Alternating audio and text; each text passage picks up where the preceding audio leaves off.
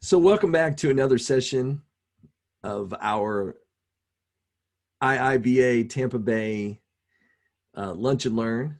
A big shout out to the IIBA Tampa Bay, who is our sponsor.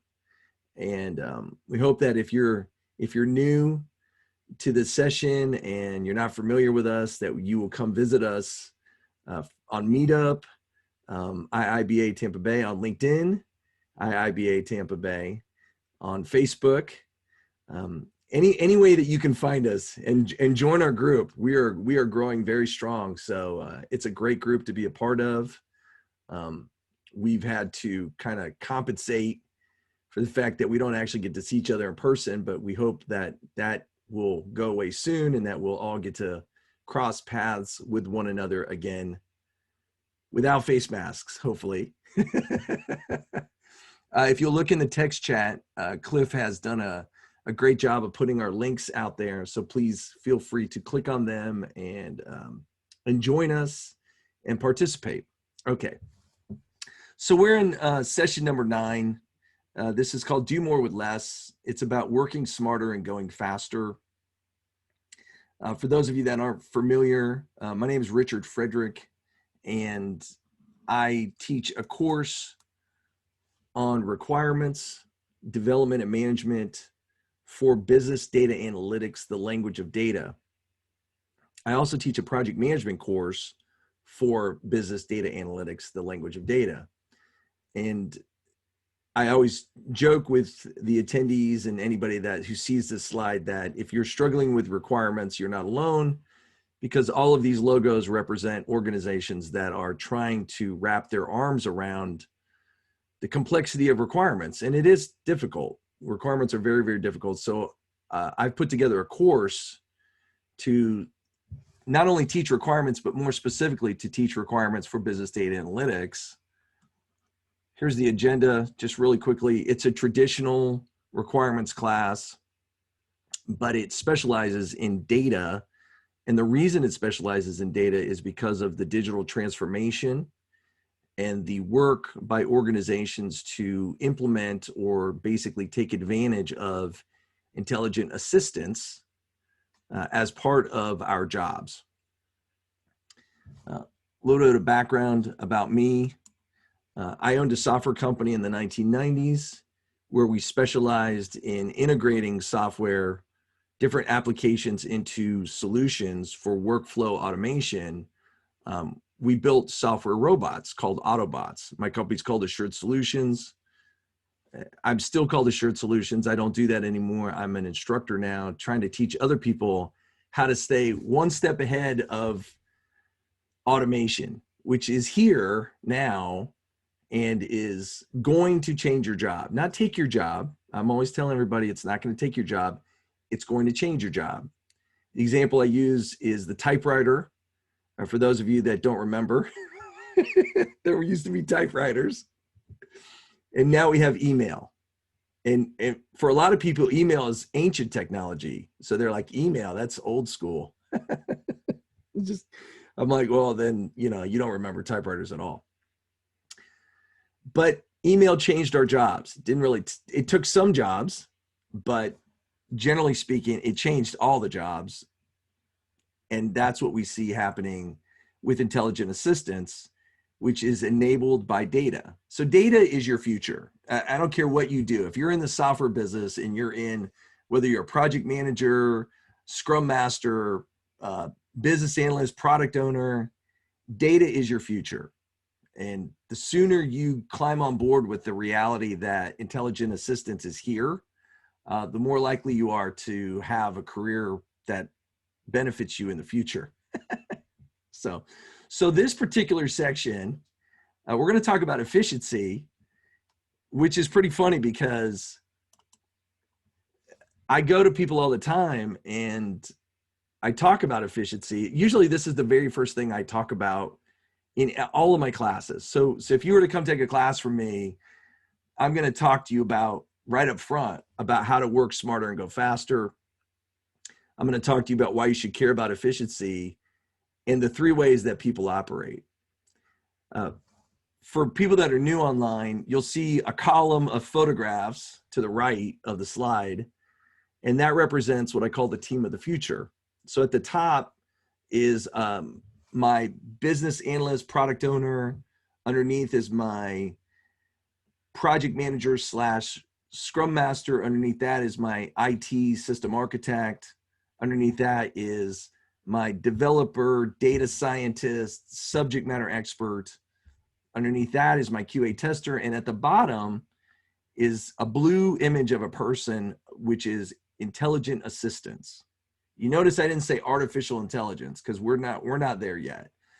What we're going to see pretty quickly in our careers is intelligent assistance that is, for the most part, going to be looking over your shoulder and monitoring how you operate. So normally I start off my class and I always tell everybody the two most important words in my class, in any class that I teach, is the word operate and the word telemetry. Okay. And normally we'd have time to kind of talk and communicate, but again, since I'm on a short webinar, I'm just going to make it go much faster. So I'll ask people, what kinds of things operate besides doctors? And the answer comes back, cell phones and computers and automobiles and machines. Exactly. Machines operate.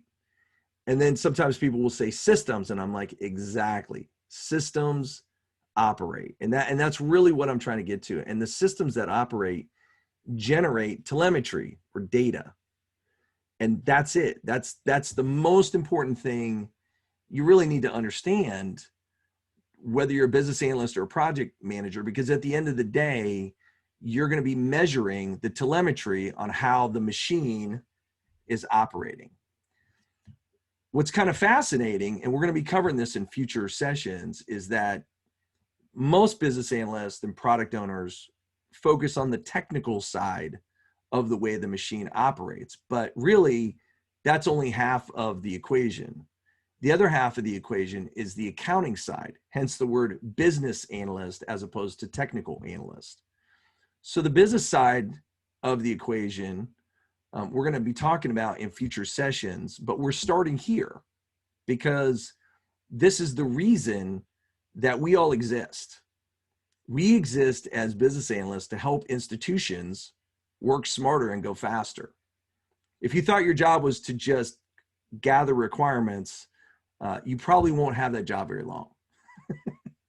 Your job is to add value. And how do I add value? By helping the institution work smarter and go faster. Those two are synonymous. There's a belief that companies have that where they can edict speed. They come in and say, well, we need you guys to work faster. It doesn't really work that way. And we're going to talk about that here in a moment. So I'll come to that. Also, I'm going to make a case on why you should even care about efficiency. And then finally, the three ways that people operate. All right, so here we are. Do more with less, work smarter, go faster. Okay, so I like to tell people, first of all, I'm a requirements engineering, business data analytics, software testing, and agile project management efficiency coach. A water gile efficiency coach, whatever you want to call it. And I tell them all, do more with less. So just for fun, in the text chat, if you've ever been asked to do more with less, put a yes in the text chat, just so I can see if we're all on the same page. Do more with less. That's right. All the time, right? So we call this the cooking show. And you'll understand here in a moment what I mean by that. We call it the cooking show method.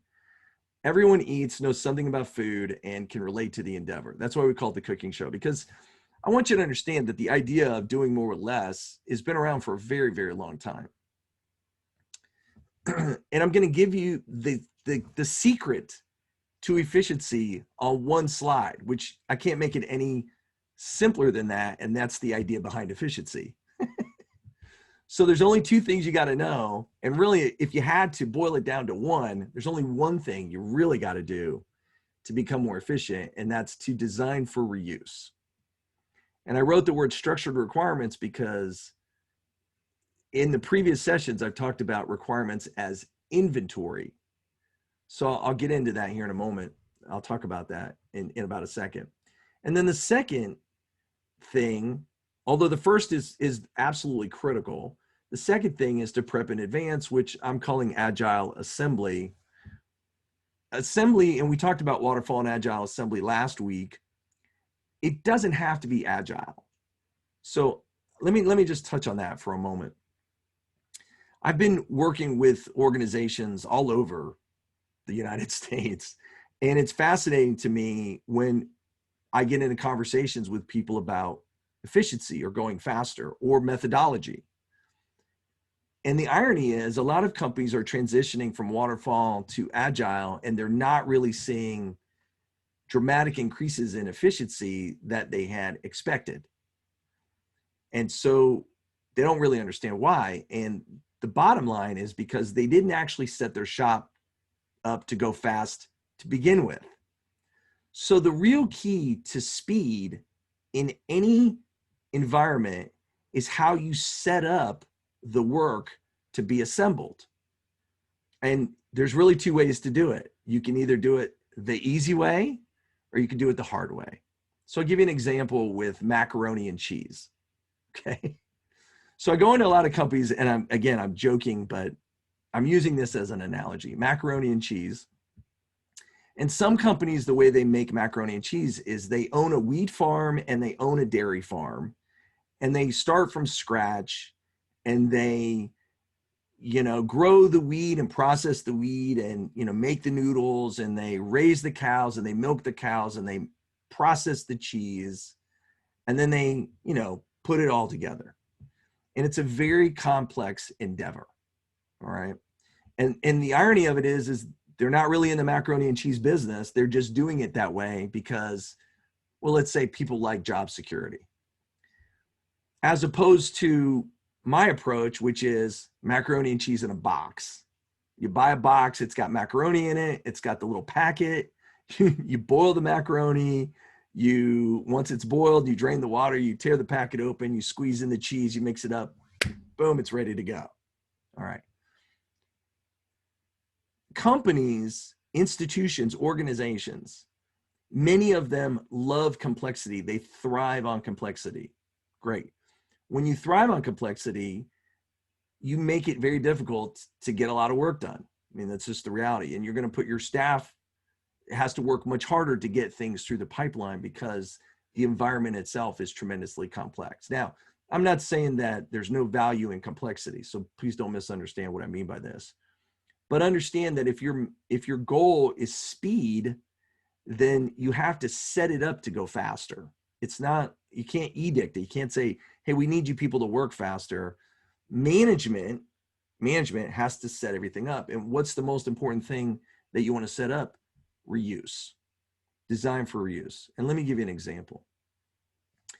If I buy an asset for $1 and I use it one time, I get $1 of value out of that asset. Okay. However, if I buy an asset for $1 and I reuse it 50,000 times, I get $50,000 of value out of that $1 asset. This is a mindset more than anything else. And when you talk to people who use computers and you say, well, what do you do? What, operationally, what exactly do you do? And they'll tell you, well, I do this and I do that in my job, etc. But most people don't really fully understand exactly what they do with computers. So I'm about to tell you. There's really only two kinds of work when you're sitting in front of a computer. And I always joke with people, I say, how many of you in a class where I know people use computers, I'll say, how many of you have a pickaxe or a shovel at your desk? And of course, no hands go up. And I say, well, if you're not doing physical labor, what kind of labor are you doing? And the answer is you're doing mental labor. Exactly.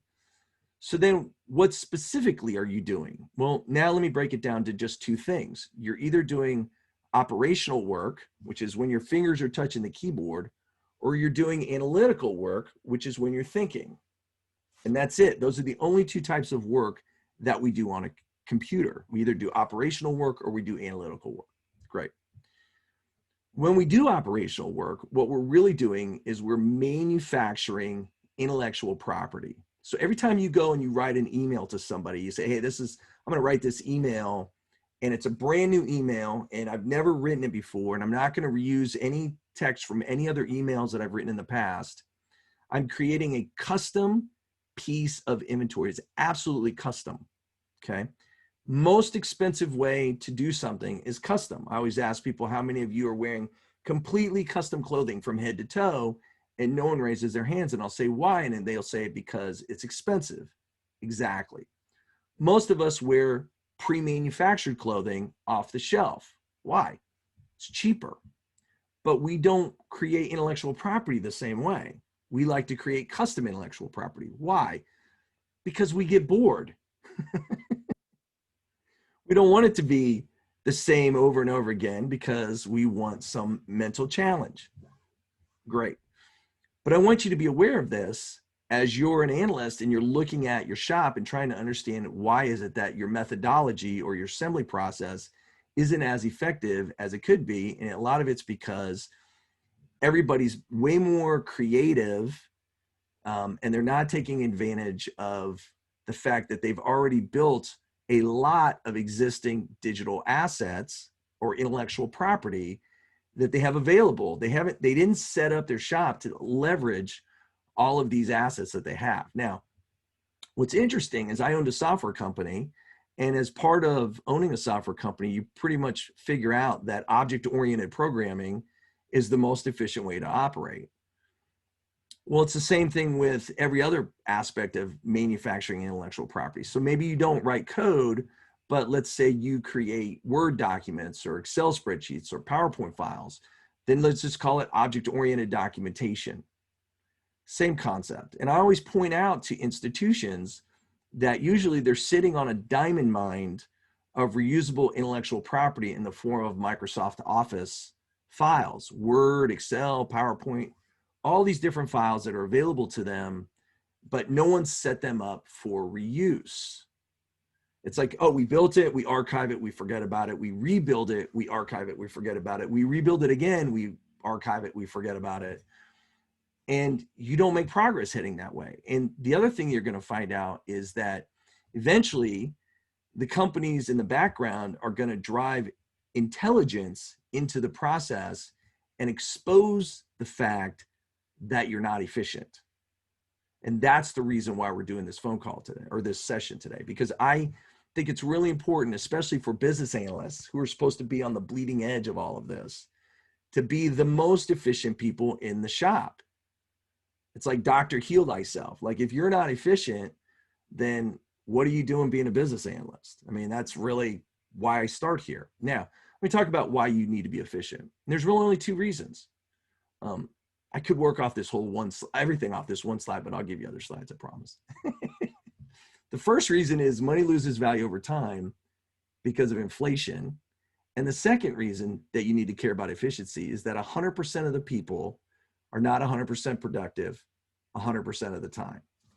Okay, so again, money loses value over time, and 100% of your people are not 100% productive 100% of the time. So let me talk about money loses value over time because of inflation. I'm going to make this really simple, just really, really simple. I'm going to use a present value, but not a real present value calculation. Let's just say inflation's running at 3% or 3 cents on a dollar. Today I have $1, okay? Next year I look in my pocket, I still have $1, but because inflation's running at 3%, that dollar only buys 97 cents worth of stuff. And the year after that, if inflation is still running at 3%, I still have $1, physically $1, but that dollar only buys 94 cents worth of stuff. And 3 years out, same concept, I've got the same dollar, but that dollar only buys 91 cents worth of stuff. So what happens is the money itself never looks different. So if let's just say it's $1 million, So I got $1 million that buys only $970,000 worth of stuff in year one. And then I have $1 million in my bank account that buys only $940,000 worth of stuff. And then by year three, that $1 million, again, assuming inflation's, just generically running at 3%, buys only about $910,000 worth of stuff. So inflation is what's known as the original cost of capital. And I'll be teaching you guys about that in a later session, but understand that it affects you regardless of whatever you do with your money. I mean, you could take, a $100 bill and stick it in your mattress and come back 4 decades later, 40 years later. And of course, the money looks exactly the same because it didn't change. The $100 looks like $100, but of course you're not going to be able to buy as much because the value changed. So the money doesn't look different.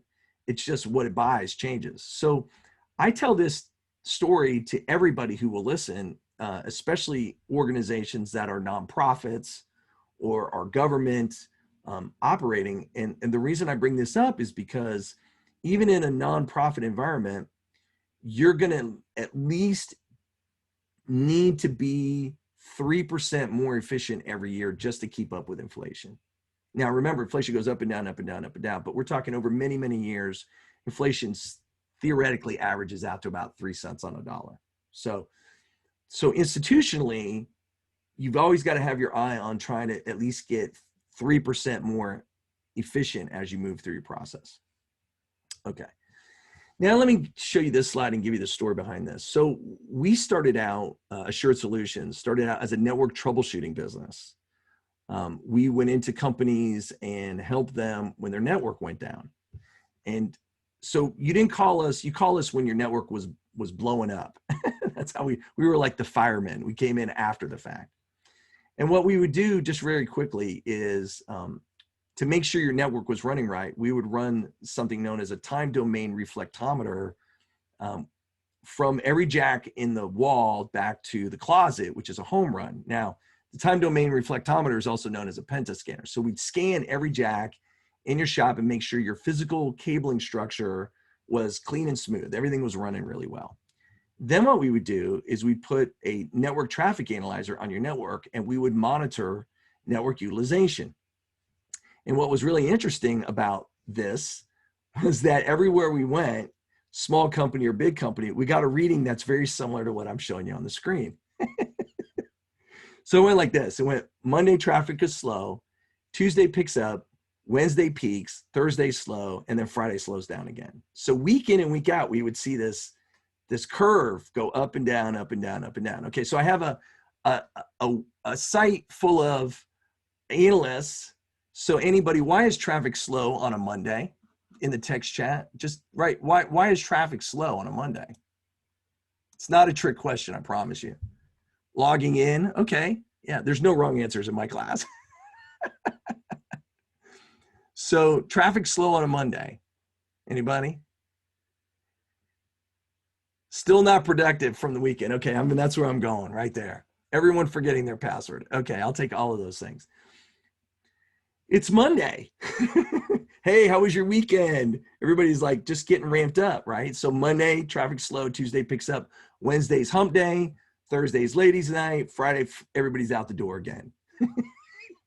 Up and down, up and down, up and down, up and down. So I presented this chart, not this chart, but a similar chart, a real chart to my client who was the CFO. Anybody know those 3 letters stand for CFO? Anybody? CFO. What does CFO stand for? Chief Financial Officer. Can't function. Chief Financial Officer. And I tell everybody, not only that person is, this story is geared to that person, but everything I teach is geared to the CFO. Everything in all my classes is geared towards your ability to communicate with your CFO. Because if you can't communicate with your CFO, you're probably going to top out in your job. So the goal is you got to be able to communicate with your CFO. So I'm talking to my CFO and she says, what is this? And I said, well, it's a network utilization graph. And she said, obviously I can see that. She said, what can it tell me? I said, it shows you how productive your staff is on the network. She goes, you could measure that? I said, well, I got a graph.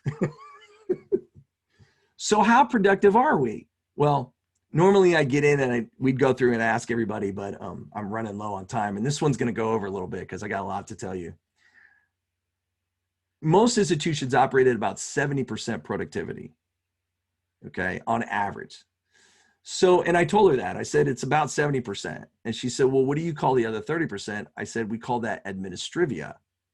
And she said, can you get rid of it? And I said, sure, we can automate it. And she said, well, you don't understand. Everybody here has a computer. We are automated. And I said, no, you don't understand. I said, when you give a human a computer, you've simply computerized the human. It's only when you replace a human with a computer that you have automated. If that makes sense, put a yes in the text chat. If you give a human a computer, you've simply computerized the human. It's only when you replace a human with a computer that you've automated. You guys all get that? Okay, good, because this is important. This is where we are today, okay? So that shifted my business from network troubleshooting into software development and workflow automation. But I want to explain that concept of 70% through accounting, okay? And so when we talk about 100% of your people are not 100% productive 100% of the time, studies show that most institutions operate at roughly 70% productivity. We call that 70% billable work, 30% administrivia, non-billable work.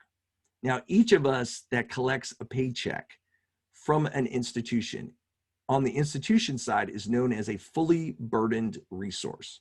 So all of you that are collecting a paycheck are a fully burdened resource. And what does that mean? It means there's your salary, but there's also benefits and overhead. So you are a very expensive resource to the institution. As a matter of fact, you're the most expensive resource to the institution because every year you cost more to them because of healthcare. Okay, that's another story for another day. But understand that, let's say the institution is paying $100,000, let's just as a number, to have you, regardless of your salary. It might be less, right? In this case, it would be less. And what the institution is getting is basically $70,000 worth of work. So if the institution's only running at 70% and they're paying everybody $100,000, they're only getting $70,000 worth of work. That means there's a $30,000 opportunity cost mapped to every human at your facility. If that makes sense, put a yes in the text chat.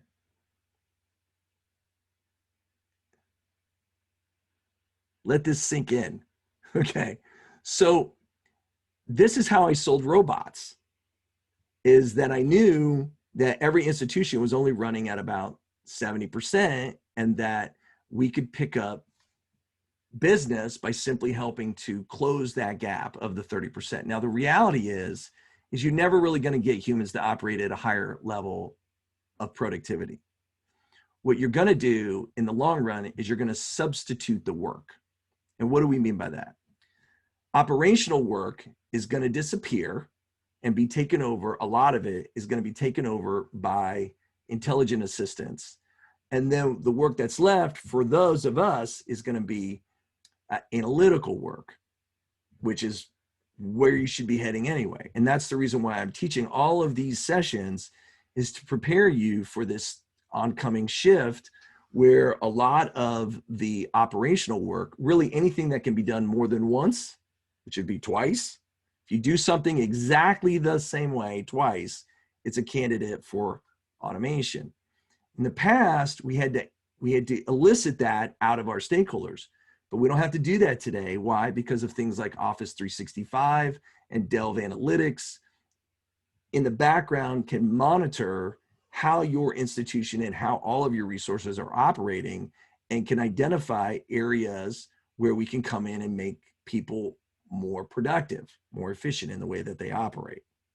Okay. And this is the reason right here, this slide right here is the reason why we still have all this technology, because everywhere you go, even to this day, 100% of your people are not 100% productive 100% of the time. See, that's the great news, is it never changes.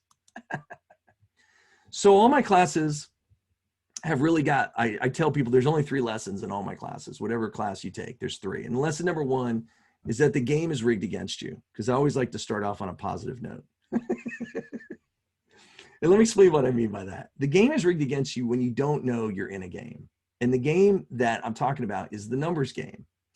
And it's really interesting for me that as I look and see which of my sessions people sign up for, which of these sessions people sign up for, I can tell that the business sessions get fewer attendees and the technical sessions get more attendees. And I have to chuckle because the people who sign up for the technical sessions and want to be very technical underestimate how important the business side is. The business side is the game. Technology changes. I've been around for 30 years. That I can guarantee whatever technology you think is amazing today may not be here in 10 years. So, but what doesn't change is generally accepted accounting principles. All right. So the game is rigged against you when you don't realize you're in a game, and the game is accounting. So as a business analyst, you're really two people. You're very technical, but you've also got to have some basic understanding of accounting. And the more you know about accounting, the better it's going to serve you as a business analyst or a product owner or a project manager or a scrum master. Okay, that's lesson number one. Number two. Well, here, let me ask it this way. Why do projects fail? Just give me a list of why projects fail in the text chat. Why do projects fail? Just whatever, there's no wrong answer. So just type out what you think. Why do projects fail? So ill-defined requirements, unmanaged expectations, overspend, underestimating effort and money. Anybody else? Okay, innovation, scope creep. These are all excellent answers. Okay. How many of these answers specifically said the technology does not work? Boss clueless. Of all these answers, how many of them said technology does not work? I mean, you guys wrote them. None of them. That's the point. If you look at most projects, if these aren't technical problems, what kind of problems are they? Well, obviously they're people problems. So we like to say that IT, information technology, is more about psychology than technology. So that would be lesson number two. And then lesson number three is the reason we all have jobs is because executives have key performance indicators or measurable objectives. And I always joke with people, you know, how did they decide to hire you? Was it that they had a bunch of extra money in their budget and they just needed to spend it? Hey, we got all this extra money and we got an empty desk and we got an empty computer and a phone. We need a warm body. So we're just going to put a body here. And the answer is probably not. The executives had hard metrics that they have to meet or exceed. And so all of the people they hire are there to help them meet or exceed those metrics. And it's fascinating when I talk to people who don't really understand that they're a number, that they're, part of a machine that has to provide telemetry to senior executives to make decisions. And as we go forward together on this journey and each of these webinars, I'm going to give you a little bit more information and a little bit more information and a little bit more information, because my goal is for you to be able to matriculate up to the highest level of business analysis, which is understanding how to communicate with your executives, CFO, mainly your CFO, from a portfolio management standpoint. That's really ultimately where I'm trying to take you. So hopefully you'll stay with us long enough to get there. All right, last slide. So I've elicited requirements from thousands of people. And I don't say that to brag. I just say it because it's real. I've trained thousands of people and I've elicited requirements from thousands of people. And in my classes, I will teach you how to do it in the most efficient way possible, but I can't do that here. You need to sign up for the class for that. But what I learned from communicating and talking to literally thousands of people is when I first got out, I thought I was going to be learning all of this information that was kind of Myers-Briggs psychology. And there was some of that, but mainly what I learned was the three ways that people operate. Okay. Way number one, people go to work today because that's where they were yesterday. So people are creatures of habit. They follow routines. How many of you followed a routine this morning? Put a yes in the text chat. You got up, you followed a routine to get ready for the day. Put a yes in the text chat. Only one? Only one of you does a routine every day? Different, every day is different? Okay, there we go. That's what I figured. Okay. So this is human nature. Okay. And remember, this is how we're going to automate you. So the more we know your routine, the more we can find things to kind of take away from you in a nice way. Oh, we're going to help you. We're going to take that from you. We're going to do it for you. Okay. The second thing that I learned about people is that we're so busy looking forward that we never look back, and we have a tendency to reinvent what's already been invented, which is called rework. And of course, I already made the case about, a dollar being only used once is only worth a dollar, but a dollar that's reused, 50,000 times is worth $50,000. Rework is the killer of efficiency, absolute killer of efficiency. But a lot of people do it because in their mind, it makes their jobs interesting, and it creates some level of job security. Okay. Because it's creative, and it's not that easy to get rid of it if everything is some creative. We'll talk about that in later classes as well, or later sessions as well. And then the last thing I learned by communicating to everybody is that everybody is an island of information, meaning everybody's a subject matter expert on their own job title. So whatever your job title is, you're a subject matter expert on it, and you're an island of information. You know things about your job title that no one else knows. That means that you operate on a need-to-know basis only. And what that also means is that you know what you know, but more importantly, you don't know what you don't know, which is most of what's going on. As a business analyst or a product owner, especially someone whose job it is to elicit requirements, you need to be aware of these three things as you're communicating with your stakeholders, because this is where a lot of analysts and product owners and project managers, anybody who's eliciting requirements, we get tripped up because our users, our subject matter experts, are so confident that they understand how the whole machine works. But the reality is that they only are one small piece in a much larger puzzle. So, and again, that affects efficiency and how people operate. So again, I wanted you to just be aware of these things for this session. So now I'm going to wrap it up. So again, at the end of these are always train the trainer. Hopefully you'll take something from this webinar and go talk to someone else and let them know. But how to work smarter and go faster, design for reuse. That's the most important thing. And then prep in advance, which is the cooking show, that concept of, the analogy that I usually use, but I've run out of time, is I talk about, hey, how many of you have ever seen a cooking show on TV? If they're cooking a 4-hour meal, how do they get it done in 30 minutes or less? It's because everything's prepped in advance. That's the philosophy. It still takes 4 hours to get it, but they're only showing you 30 minutes or less in a cooking show. Okay. But understand that if you start training your environment, and we talked about this last week, if you only have 2 weeks in which to get work done and you engineer your process, you set it up so that all your work gets done in 2 weeks, you'll find your throughput increase dramatically. Okay. Another conversation for another day. Why care about efficiency? Again, money loses value over time because of inflation, and 100% of your people are not 100% productive 100% of the time. Who should care? Anybody using technology. This is really for anybody that's in front of technology. This is how we enable this concept, is how we justify the finances to invest in technology to bring in intelligent assistance. And that's the thing, is as the cost of technology drops, the availability of technology goes up. And that's what we're going through right now, is that it's becoming so cost effective to enable intelligence because humans are expensive. Finally, 3 ways that people operate. Everybody operates on a routine. Need to know, most of the time, a lot of us are doing rework.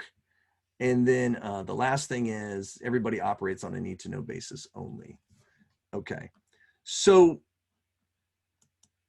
at the end, if you are new, please feel free to stay in contact with me. I'm now posting these YouTube webinars up on the Meetup site for anybody that needs to access them in the future, as opposed to trying to mail them all out. If you want the slide deck, you still will need to send me an email, only because I don't have a way to know who's online. And the reason I say that is because many of you have a Zoom name that doesn't really match anything that we can tell. So if you want the slide deck, just please send me an email to rfrederick.pmp@gmail.com. Let's stay in contact. Please join our meetup.com. There's no charge to join our meetup.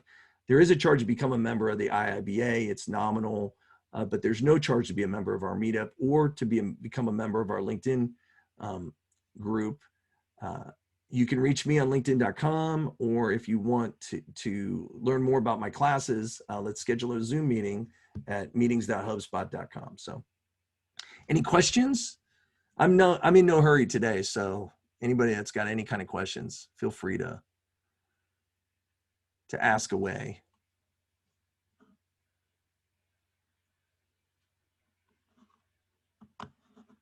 All right. Favorite book on this topic?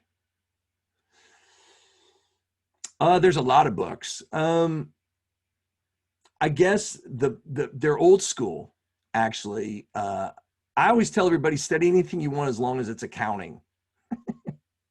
We're going to talk more about that going forward, but at the end of the day, technology is there to enable accounting. That's why we say operate as an accounting term. Telemetry is an accounting term. So everything that you can learn about accounting is only going to benefit you as a business analyst. What was the most difficult situation where you had to help with efficiency, and why? Oh, that's a great question. Most people hate efficiency. You guys are going to love this one. So one of the first clients that Rob and I had was Dr. Pepper 7-Up. And Dr. Pepper 7-Up is now somebody else, Cadbury Schweppes, I think, today. But anyway, and I was talking to someone about efficiency and why we were there. We're installing these robots. We're going to make everybody more efficient. And they said, well, what does that mean? And I said, well, you'll be able to do more work in the same amount of time. And they said to me, do I get paid more? And I said, no. And they said, I'm not interested. Thank you very much. So from that day forward, I don't ever call myself an efficiency expert, because most people don't want efficiency. And you can see why. You're going to do more work for the same amount of pay. So that's the most difficult situation you run into when you're dealing with efficiency. Can we use this session for CDUs? You can submit it and see what they say, but it's not. This is not an official sanctioned IIBA, but you can definitely submit it and see what they say. Anything else? All right. Well, thank you again, you guys, for your time. Please reach out to me if you'd like the slide deck, and we will hook up again next week. I'm going to be talking about the 10 V's of big data. So going forward, I'm going to be really covering 3 kind of primary topics or themes. One is kind of methodology around the business side, business themes, big data, and what was the other one? Accounting. For those of you that don't like accounting, you'll love my accounting because it's really easy. Everything's easy. That's by design. So, all right. So we are done. We'll talk to you guys next week. Enjoy the rest of your week.